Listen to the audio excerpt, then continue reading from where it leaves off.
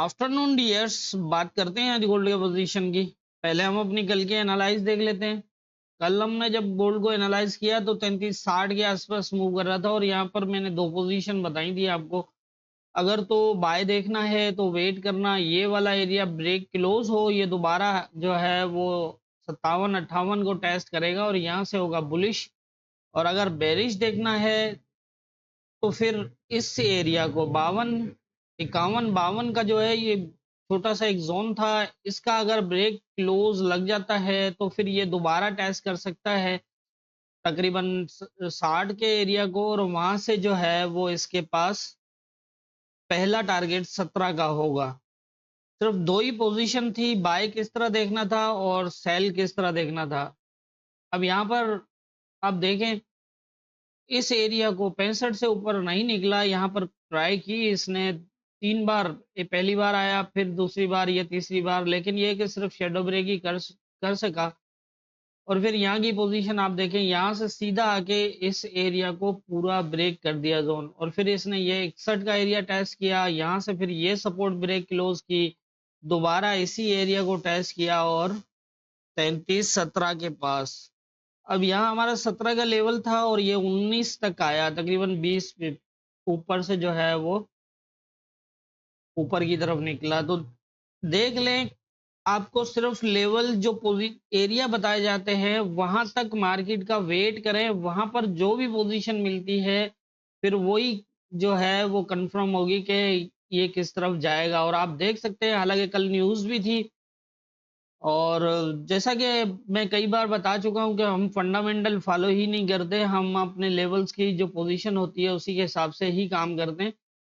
Fundamental हमें ये फायदा देता है कि ये मूव लगाने में अगर इसको आधा दिन लगता तो फंडा न्यूज़ ने जो है वो ये काम हमारा 1-2 घंटे में कर दिया, बस यही फर्क होता और कुछ नहीं है। और फंडामेंटल जो है ना वो हमारा यही हमें सपोर्ट करती है। ये नहीं है कि यूएसडी स्ट्रांग आएगा, वीक आएगा, सेल होगा कि बाय होगा, कुछ भी न्यूज़ के हवाले से सोचने की ज़रूरत नहीं है। सिर्फ चार्ट के ऊपर आप पोजीशन देखें, जिस तरफ की पोजीशन मिलेगी मार्केट ने उसी तरफ मूव करना है। और ये एक बहुत बड़ा टारगेट था 60 से जो है वो तकरीबन 17 का। तो ये थी हमारी कल की एनालाइज, और मार्केट की मूवमेंट अब देख लेते हैं आज के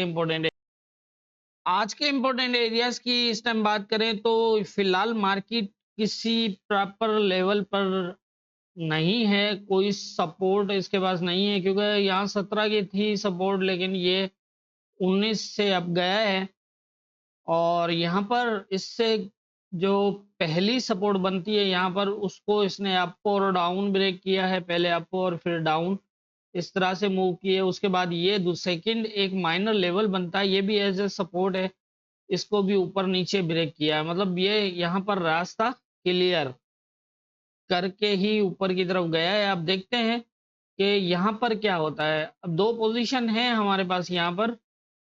एक तो ये है कि अगर तो ये इस एरिया से फिलहाल इसको ब्रेक नहीं कर पाया, लेकिन सेकंड टाइम ये ट्राई करेगा। अगर इस एरिया को ब्रेक करता है, और नोट करिएगा इसको, अगर ये ब्रेक करता है और यहाँ से नीचे आ जाता है तो फिर ये वाली सपोर्ट जो है वो हो सकता है इसको ये थोड़ा सा ब्रेक करे और फिर यहाँ से ऊपर की तरफ फिर निकल जाए, और उसके बाद फिर ये वाला एरिया होगा इम्पोर्टेंट। अगर इसका जोन अंदर तक ब्रेक हो जाए लेकिन ऊपर ना निकल पाए तो यहाँ से फिर जो है वो मार्केट आएगी यहाँ तक, फर्स्ट टारगेट, और उसके बाद नीचे। और अगर ये ब्रेक क्लोज हो जाता है, मतलब इसको ब्रेक क्लोज कर देता है, ये H1 तक का क्लोज लगता है, तो या तो फिर ये सीधा निकल जाएगा, क्योंकि ये प्रीवियस टाइम में जो है वो ब्रेक है, इसको मेंटेन करके आया हुआ है।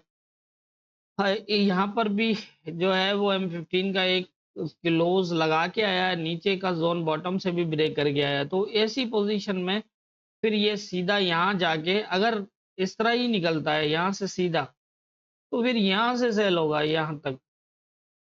और इस एरिया से फिर नीचे आपने सपोर्ट देखनी है, इस एरिया से 33.74 से नीचे फिर जो है वो अपनी सेल होल्ड नहीं करनी, आपने वेट करना है एज ए सपोर्ट मार्केट का।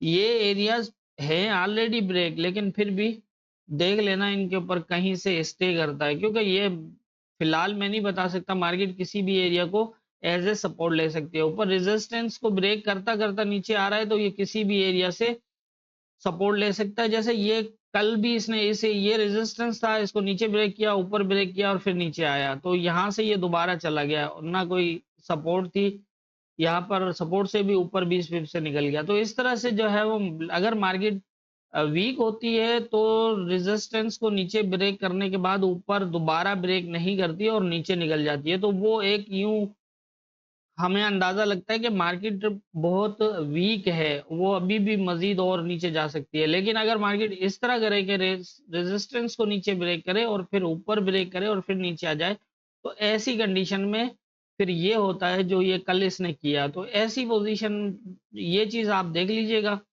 कि किस तरह की पोजीशन।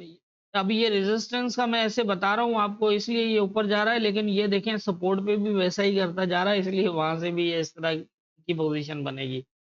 तो मेरा ख्याल है कि आप समझ गए होंगे कि आपको आज किस तरह मार्केट देखनी है।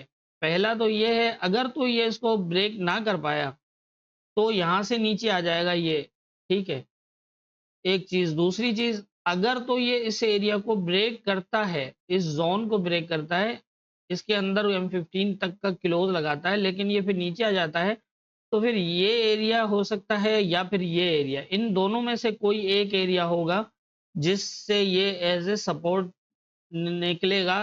फिर यहाँ से निकले या फिर नीचे वाली से या फिर ऊपर वाली से, इन दोनों में से, क्योंकि ये माइनर सपोर्ट्स हैं।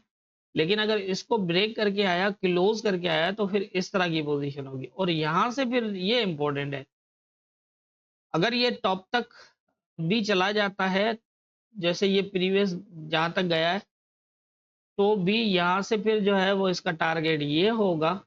और फिर नीचे आप देख लीजिएगा, मार्केट अगर फास्ट इसको ब्रेक करती है, अब तो समझ गए होंगे जितने दिन से आप एनालाइज देख रहे हैं और जिस तरह से मार्केट मूव कर रही है और फिर लेवल के ऊपर जिस तरह कर रही है, तो अब मुझे उम्मीद है कि आप तो ये चीज तो समझ गए होंगे। लेकिन अगर ये इसको ब्रेक क्लोज करता है, इसके ऊपर H1 का क्लोज लगाता है, तो फिर ये वाली पोजीशन बनेगी, ये भी बन सकती है और यहाँ से ये सीधा भी जा सकता है। अगर ये सीधा चला जाता है तो यहाँ से रिजेक्ट होके आएगा नीचे, समझ रहे हो। अगर ये इसको ब्रेक क्लोज करता है और नीचे आ जाता है तो फिर यहाँ से सपोर्ट बनेगी। लेकिन अगर ये सीधा ही चला जाता है तो फिर यहाँ से रिजेक्ट होगा या फिर यहाँ से रिजेक्ट होगा, ऐसी पोजीशन। फिर आपको यहाँ से इन दोनों एरिया से सेल देख सकते हैं। लेकिन अगर ये इस एरिया को ब्रेक क्लोज करता है, यहाँ से अगर बुलिश होता है, तो फिर यहाँ से फर्स्ट टारगेट और ये सेकंड, फिर इससे ऊपर भी जा सकता है। क्योंकि जैसा आप देख रहे हैं हम कि मार्केट अगर सपोर्ट पोजीशन पे होती है तो फिर एक बड़ी मूव लगने के चांसेस होते हैं और वो एक से दो रेजिस्टेंस को ब्रेक कर सकता है। ये देख रहे हैं आप, ये एक रेजिस्टेंस एरिया है, कल इसने बहुत ट्राई की, नहीं ब्रेक कर पाया तो नीचे आ गया। तो इसी तरह से सपोर्ट भी ऐसे ही काम करती है, अगर तो सपोर्ट मिलती है मार्केट को तो फिर वो स्ट्रांग जो है वो मूव करता है बाइंग के लिए। तो ये नीचे के लेवल आपके सामने और ऊपर के, अब यही है, यहाँ पर की पोजीशन आप देख लीजिएगा। अगर तो ये इस तरह करता है तो फिर ये वाली पोजीशन बनेगी। वैसे लग तो यही रहा है, क्योंकि H4 के अंदर एक जो है वो इसकी इम्पल्स अभी सेल की बाकी है। लेकिन मैं आपका माइंड खराब करना नहीं चाहता, यहाँ से ज्यादा चांसेस होंगे इन दोनों एरिया से सेल होने के, क्योंकि वो मूव इसने पूरी करनी है और वो तकरीबन 7 से 4 तक हो रही है। लेकिन मार्केट है, बड़ी मूव भी कर सकता है, तो इसलिए आप इसको लेवल्स के ऊपर फॉलो करिएगा। तो मेरे हिसाब से, जितनी मेरी समझ है उसके हिसाब से मुझे गोल्ड में आज यही लग रहा है। बाकी होना क्या है ये तो ऊपर वाला बेहतर जानता है। दुआ में याद रखिएगा।